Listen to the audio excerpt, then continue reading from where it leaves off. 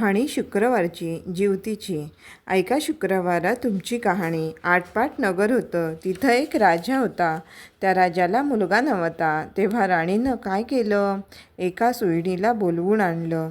अगं अगं सुईणी, मला नाळवारीसुद्धा एक मुलगा गुपचूप आणून दे. मी तुला पुष्कळ द्रव्य देईन. सुईणीनं गोष्ट कबूल केली. ती त्या तपासात राहिली. गावात एक गरीब ब्राह्मणाची बाई गर्भार राहिली.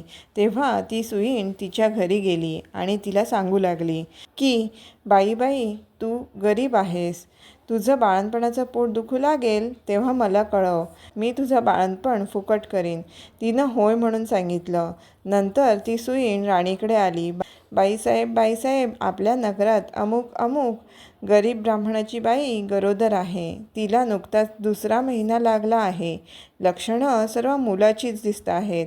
तेव्हा आपल्या घरापासून तो तेथपर्यंत काही कळणार नाही असं एक गुप्त भुयार तयार करावं. आपल्याला दिवस गेल्याची अफवा उठवावी. मी तुम्हाला नाळवारीचा मुलगा आणून देईन. असं ऐकल्याबरोबर राणीला मोठा आनंद झाला आणि जसजसे दिवस होत गेले त्याप्रमाणे डोहाळ्याचं डंब केलं. पोट मोठं दिसण्याकरिता त्याच्यावर लुगड्याच्या घड्या बांधल्या. भुयार तयार केलं. 9 मास भरताच बाळणपणाची तयारी केली. इकडे ब्राह्मणाच्या पत्नीचं पोट दुखू लागलं. सुईणीला बोलावणं आलं. त्याबरोबर तुम्ही पुढे वा, मी येते म्हणून सांगितलं. धावत राणीकडे आली. पोट दुखण्याचं ढोंग करायला सांगितलं. नंतर ब्राह्मणाच्या घरी आली. बाई, तुझी आहे पहिली खेप. डोळे बांधलेस तर भिणार नाहीस, नाही बांधलेस तर भय वाटेल असं सांगून तिचे डोळे बांधले. ती बाळंत झाली. मुलगा झाला. सुईणीनं एका दासीकडून भुयाराच्या वाटेनं मुलगा राणीकडे पाठवला व तिनं एक वरवंटा घेऊन त्यास एक कुंचा बांधला आणि तिच्या पुढं ठेवला. मग बाईचे डोळे सोडले. तुला वरवंटा झाला असं सांगू लागली.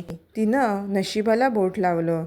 मनामध्ये दुःखी झाली. सुईण निघून राजवाड्यात गेली. राणीसाहेब बाळंतीण झाल्याची बातमी पसरली. मुलाचं कोडकौतुक होऊ लागलं. इकडे ब्राह्मणबाईनं नेम धरला. श्रावणमासी दर शुक्रवारी जिवतीची पूजा करावी आणि नमस्कार करून म्हणावं, जय जिवती आई माते, जिथं माझं बाळ असेल तिथं खुशाल असो असं म्हणून तिनं तांदूळ उडवावे, ते या मुलाच्या डोक्यावर पडावेत. हिरवं लुगडं नेसणं, हिरव्या बांगड्या लेणं वर्ज केलं. कारलीच्या मांडवाखालून जाणं वर्ज केलं. तांदळाचं धुणं ओलांडणं बंद केलं. याप्रमाणे ती नेहमी वागू लागली. इकडे राजपुत्र मोठा झाला. एके दिवशी बाहेर फिरायला निघाला. त्या दिवशी ती न्हाऊन आपल्या अंगणात राळे राखीत बसली होती. तेव्हा याची नजर तिच्यावर गेली. हा मोहित झाला आणि रात्री तिची भेट घ्यायची म्हणून निश्चय केला. रात्री तिच्या घरी आला. दारात गायवासरू बांधली होती. चालता राजाचा पाय वासराच्या शेपटावर पडला. वासराला वाचा फुटली. ते आपल्या आईला म्हणालं, कोण्या पाप्यानं माझ्या शेपटावर पाय दिला? तेव्हा ती म्हणाली, जो आपल्या आईकडे जावयास भीत नाही तो तुझ्या शेपटावर पाय द्यायला भिल काय? हे ऐकून राजा मागे परतला आणि घरी येऊन आपल्या आईपासून काशीस जाण्याची परवानगी घेतली. काशीस जाऊ लागला. जाता एका ब्राह्मणा घरी उतरला. त्या ब्राह्मणाला पुष्कळ मुलं होती, पण ती 5वी-6वीच्या दिवशी जात असत. राजा आला त्या दिवशी चमत्कार झाला. 5वीचा दिवस होता.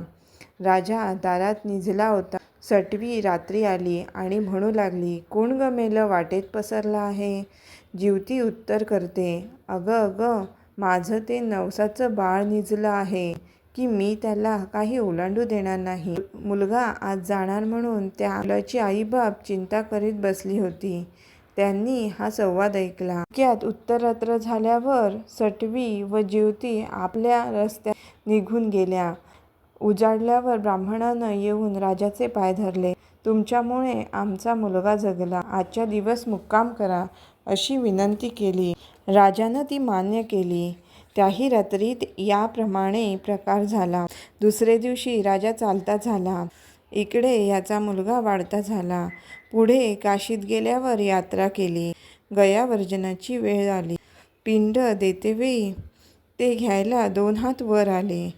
असं होण्याचं कारण त्यानं ब्राह्मणाला विचारलं. ते म्हणाले, घरी जा, साऱ्या गावातल्या बायका पुरुषांना जेवायला बोलव, म्हणजे याचं कारण समजेल. मनाला मोठी चुटपुट लागली. घरी आला, मोठ्या थाटाचं मावंद केलं. त्या दिवशी शुक्रवार होता.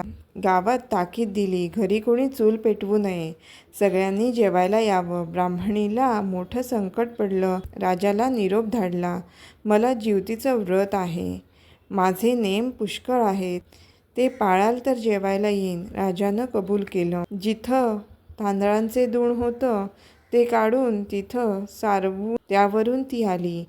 हिरव्या बांगड्या भरल्या नाहीत, कारल्याच्या मांडवाखालून गेली नाही. दरवेळेस जिथं माझं बाळ असेल तिथं खुशाल असो असं म्हणे. पुढं पानं वाढली. मोठा थाट जमला. राजानं तूप वाढायला घेतलं. वाढता वाढता ही ज्या पंक्तीत बसली होती तिथं आला. तूप वाढू लागला. ईश्वरी चमत्कार झाला. बाईला प्रेम सुटून पान्हा फुटला. तिच्या आस्तनातून दुधाच्या धारा फुटल्या. त्या याच्या तोंडात उडाल्या. तो हातची तपेली ठेवून रुसून निजला. काही केल्या उठेना. तेव्हा आई गेली. त्याची समजूत घालू लागली. तो म्हणाला, असं होण्याचं कारण काय? तिनं सांगितलं, ती तुझी खरी आई, मी तुझी मानलेली आई, असं सांगून सर्व हकीकत सांगितली. नंतर भोजनाचा समारंभ झाला. पुढं त्यानं आपल्या आईबापास राजवाड्यानजीक मोठा वाडा बांधून देऊन आपण राज्य करू लागला. तर जशी जिवती तिला प्रसन्न झाली तशी तुम्हा आम्हा होवो. ही 60 उत्तराची कहाणी 5 उत्तरी सुफळ संपूर्ण.